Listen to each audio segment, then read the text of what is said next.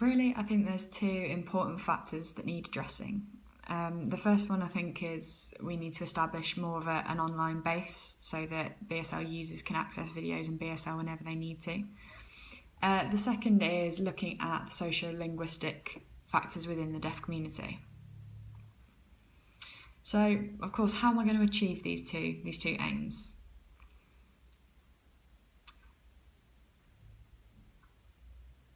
Hopefully, I mean, one great idea would be the BSL Corpus project, for example. So we've got over 2,000 signers from, I think, 8 different regions.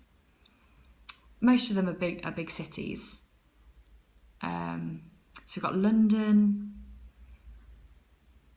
Birmingham, Cardiff,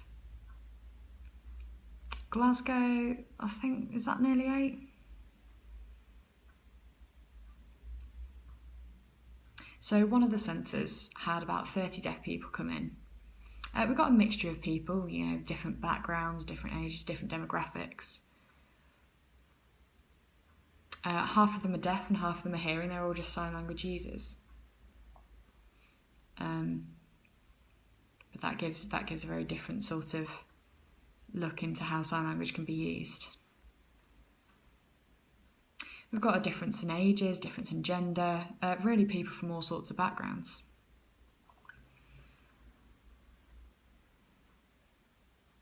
So we've got this mixture of deaf and hearing people.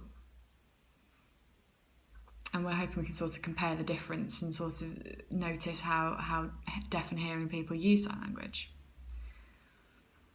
So that's been set up, and hopefully that will carry on, really. And the fact that it's online is very important. Something else we need to think about is the amount of research that we're doing and sort of what results we're getting from that. So I think linguistic variation is really important. So it's sort of how we use the information. For me personally, I've been doing research into 3 different linguistic features.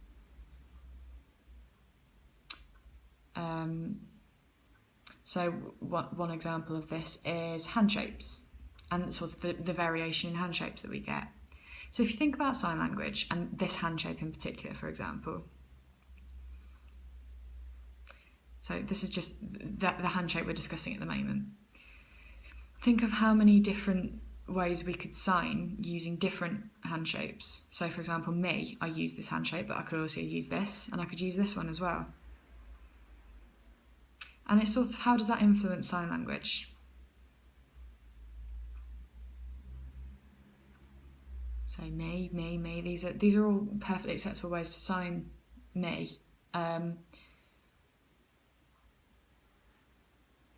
Another sort of something I want to research further into is almost omitting certain signs. So I don't know, we can lose the I and it just becomes I don't know in one fluid sign.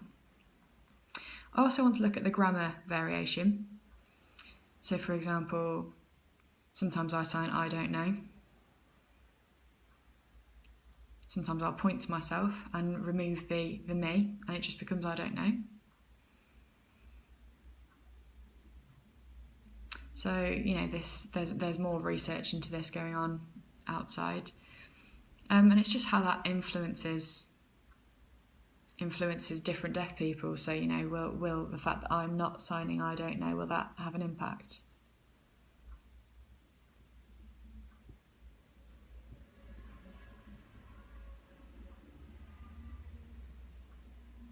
So possibly if I'm dropping the I in this example and I sign I don't know, two different people might sign it completely differently. A third thing I want to research is the signing variation.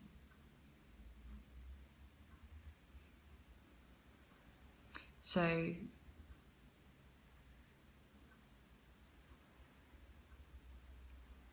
if you've got a number of different people, say 50, and it's sort of how we receive their specific signs.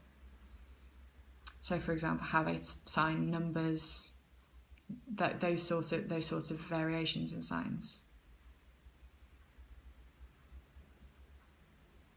I mean, you need to think how many different regions of sign language there are, and how many different places around the country, and how they sign things differently. So the aim of this research is to find out whether regional signs are decreasing or not. So, for example, in London, a lot of deaf people swarm to London, and we've got a massive deaf history in London. So I want to sort of investigate, is that going to carry on? Will that dwindle out one day?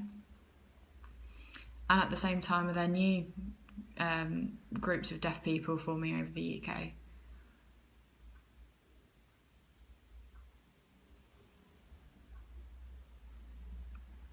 You know, maybe people mixing will pick up signs from each other.